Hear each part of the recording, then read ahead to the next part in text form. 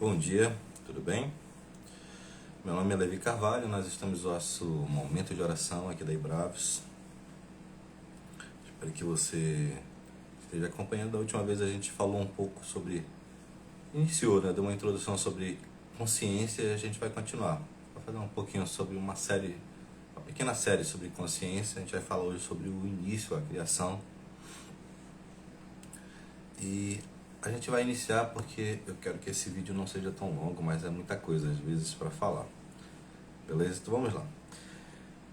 Gênesis 1:1 diz assim: No princípio criou Deus o céu e a terra. Quando a gente lê esse primeiro versículo da Bíblia, a gente se depara com um verbo hebraico chamado bara, que é B-A-R-A.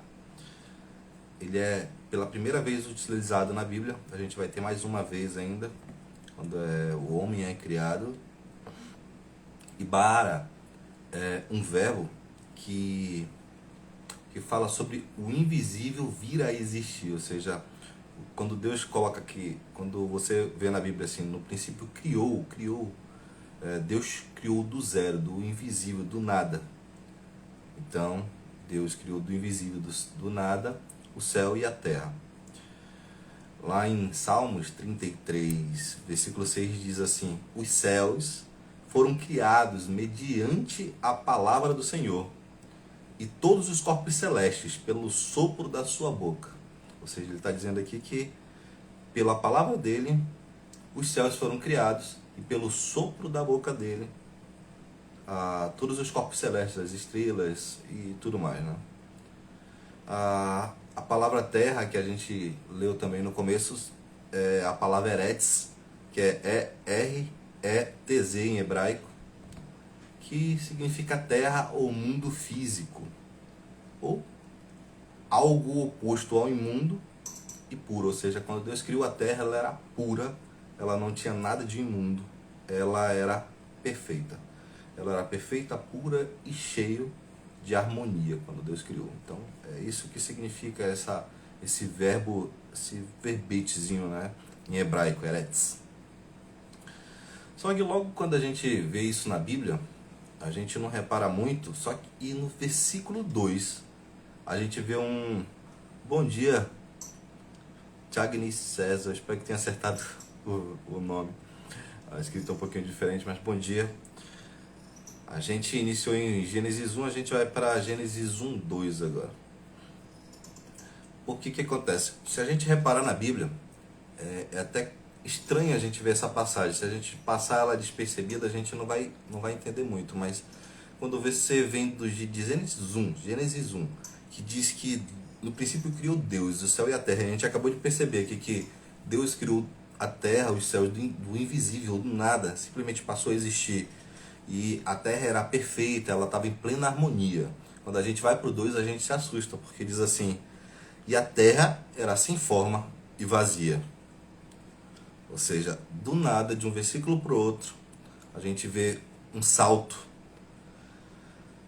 E diz logo depois: e a escuridão cobria as águas profundas, e o Espírito de Deus se movia sobre a superfície das águas. O que foi capaz de fazer com que um plano perfeito que Deus tinha começado a fazer, a construir, simplesmente se tornasse caótico, né? Então, a palavra sem forma é a palavra tohu, que em hebraico significa deformado, bagunçado. O que estava em harmonia, perdeu a harmonia. Esse é o significado certo dessa palavra. E a palavra vazia significa, o verbete é o bohu, em vez de T, agora a gente coloca um B. E o significado é: a vida que havia está como adormecida, ou seja, um estado desértico. Também é o que significa esse verbo, né?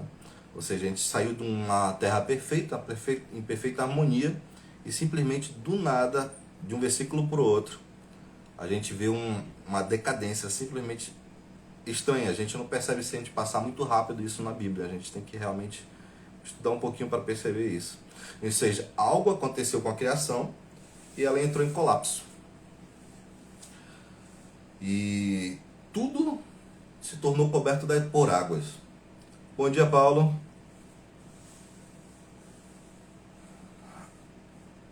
E em Isaías 45:18 diz assim: porque assim diz o Senhor, que criou os céus, o Deus que formou a terra, que a fez e a estabeleceu, não a criando para ser um caos, mas para ser habitada.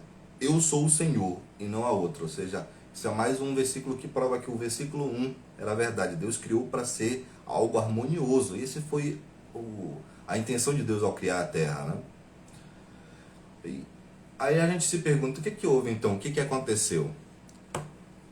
A gente vai começar a ler. Deixa eu só tentar ajeitar um pouquinho essa câmera aqui. Que ela tá tentando cair e me sabotar aqui.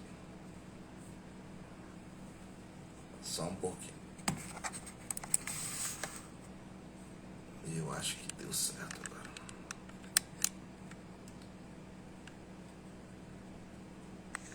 A galera continua tentando cair e me sabotar. Uma dica do meu amigo Bruno Vieira de botar um copinho para segurar a câmera, mas infelizmente essa queda aqui não tá muito legal não. Deixa eu tentar arrumar um pouquinho aqui.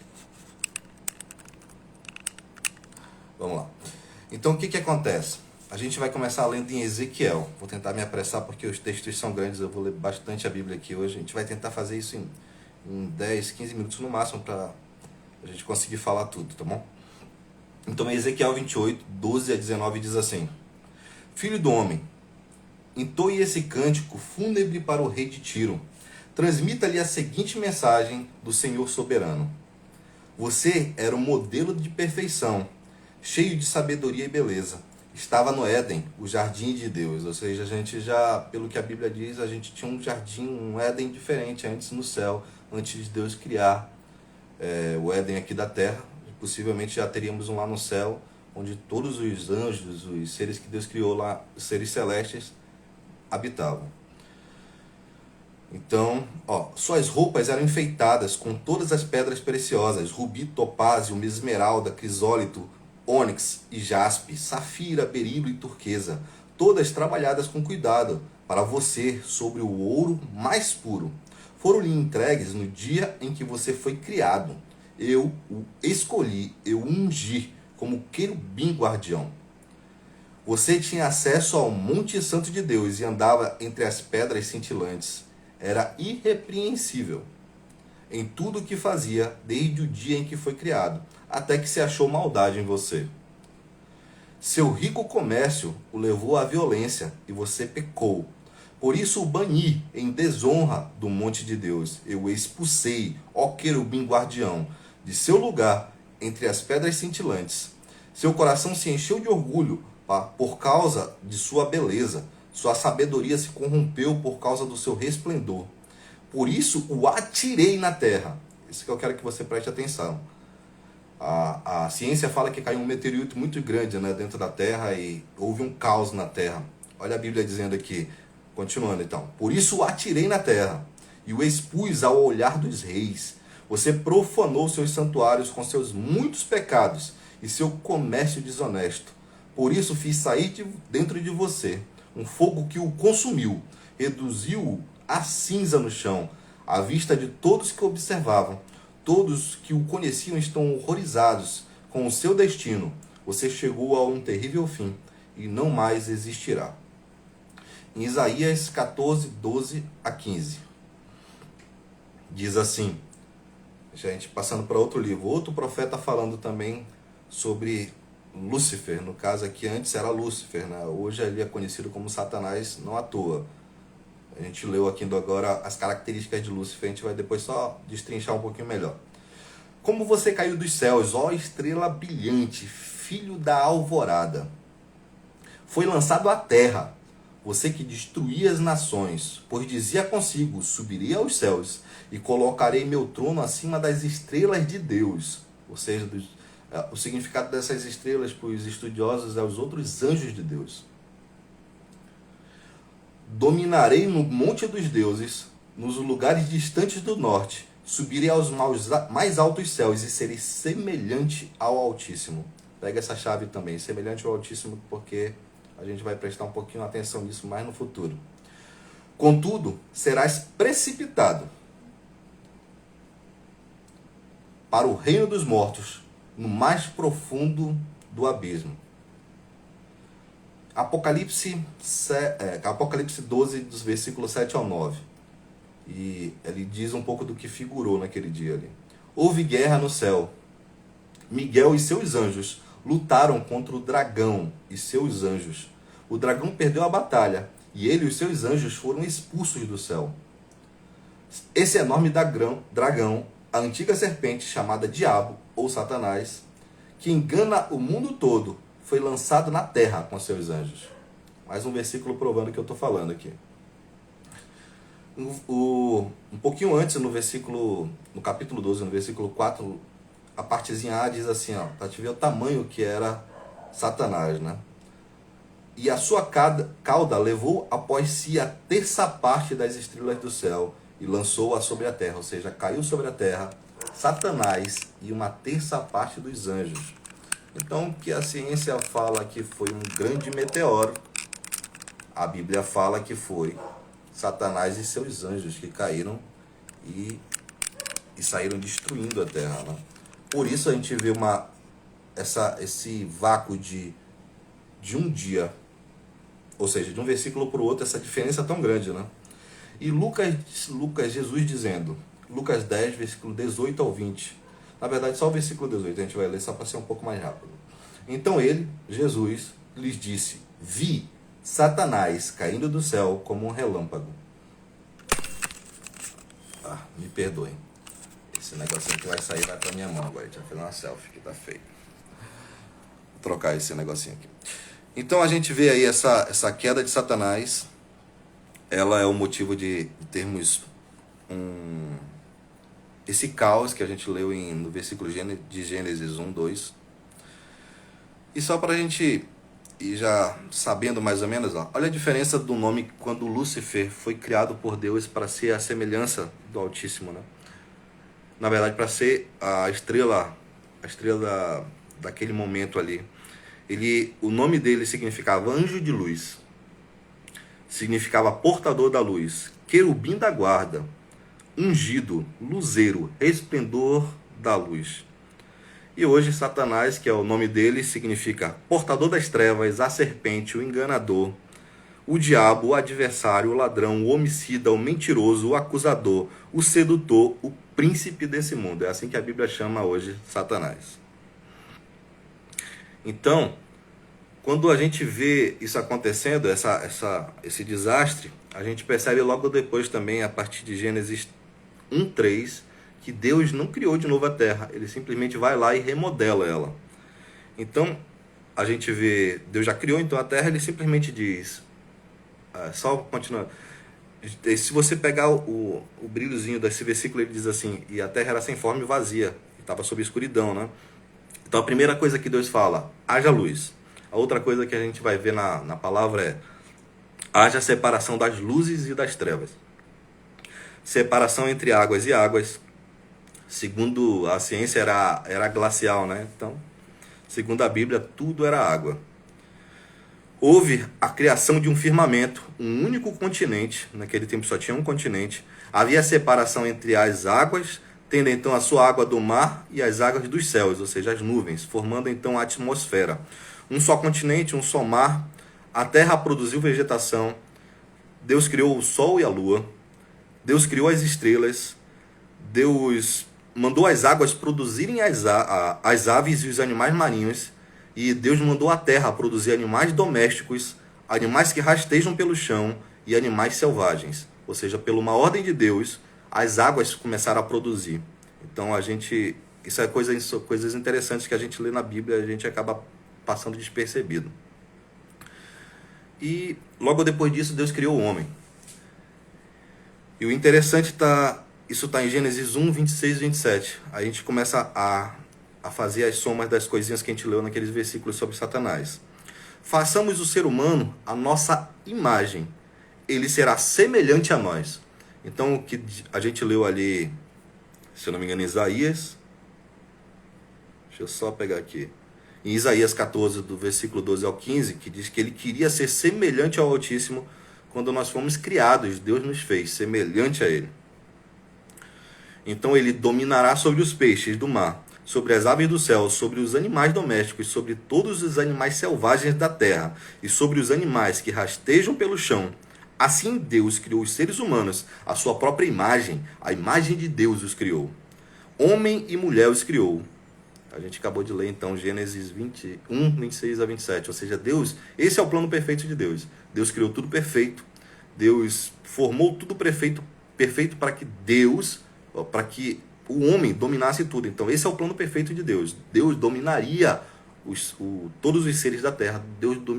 O homem dominaria o planeta Terra. O homem é o líder da terra. O homem é o ser que comandaria a terra. Foi esse o propósito de Deus.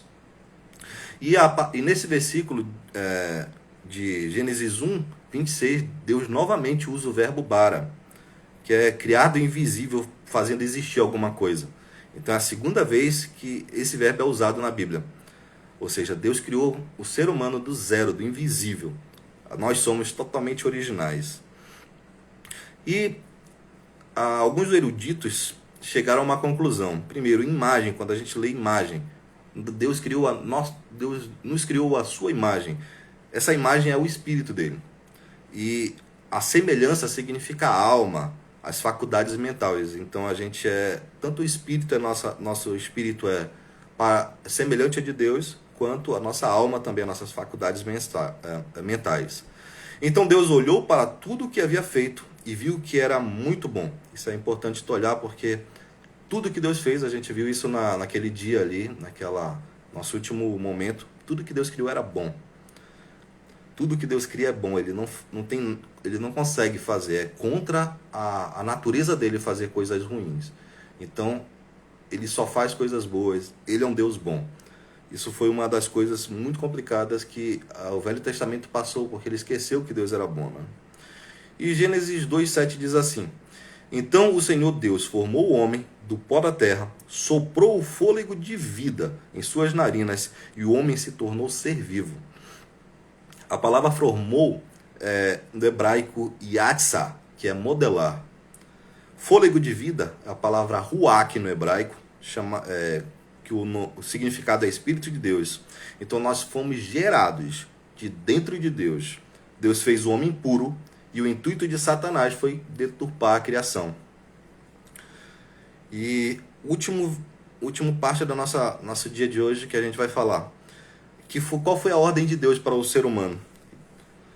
O Senhor Deus, Gênesis 2, 15 a 17. O Senhor Deus colocou o homem no jardim do Éden para cultivá-lo e tomar conta dele. Mas o Senhor deu-lhes uma ordem: coma à vontade dos frutos de todas as árvores do jardim, exceto da árvore do conhecimento do bem e do mal. Se você comer deste fruto, com certeza morrerá.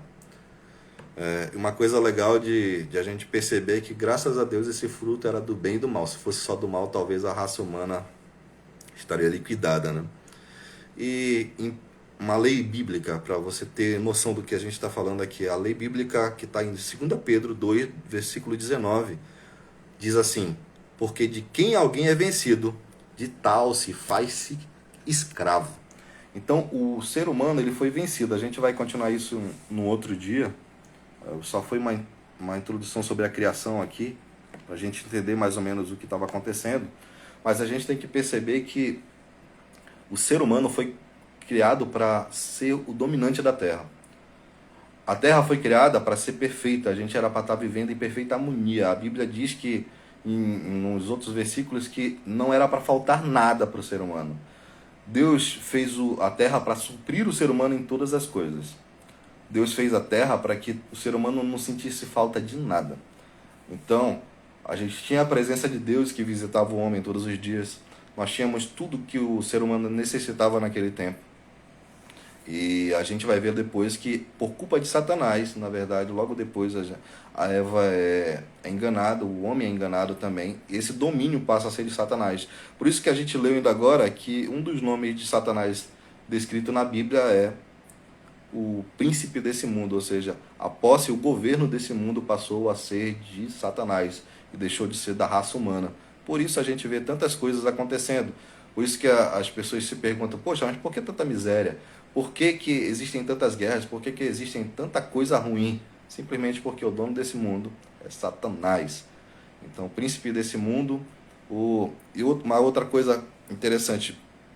Aí a pessoa pergunta, poxa, mas Deus governa tudo, Deus é soberano, Deus é soberano. Só que seria complicado Deus ser soberano e ele dá uma ordem, ou seja, se ele cria uma lei e ele mesmo descriasse a lei dele, ou seja, ele revertesse, ele fizesse uma coisa. Se Deus deu o domínio para Adão e Adão e Eva deu esse domínio para Satanás, Deus não teria como tomar. Só que aí, claro, a gente vai ver que Deus criou um plano de redenção, e essa é a nossa história, a gente vai falando aqui de pouquinho em pouquinho, mas o ser humano, que seria para governar tudo, entregou esse governo a Satanás, e por isso a gente vê tanta coisa complicada nessa terra. Beleza? Então vamos orar, a gente vai finalizar esse período aqui, e numa outra oportunidade a gente dá continuação a essa palavra, beleza? Vamos lá. Senhor Deus e Pai, te agradecemos por esse momento, Senhor. Eu espero que a Tua palavra venha entrar em nossos corações e como a Tua própria palavra diz, que ela entre e cumpra o que o objetivo dela, que é frutificar em nossos corações e fazer-nos ter fé em Ti, porque a fé vem pelo ouvir e ouvir a Tua palavra. Então vem tocar em nossos corações, toquem sobre nossos lares. Hoje é domingo, que nós tenhamos um domingo de paz, um domingo de bênção, um domingo sendo cuidado por Ti, um domingo que nós possamos ver a Tua graça sobre nossas vidas, sobre nossos lares. Toca sobre cada um de nós, e é o que Te pedimos e agradecemos em nome de Jesus. Amém. Obrigadão por estarem aqui. Foi um prazer estar aqui com vocês mais uma vez. E a gente vai continuando esse assunto. Obrigado, Paulo. Obrigado, Tagni e César. Que vocês sejam extremamente abençoados. Como a palavra diz que nós somos, a gente só precisa tomar posse e vamos tomar posse. Beleza? Beijão a todos e até a próxima. A gente se vê.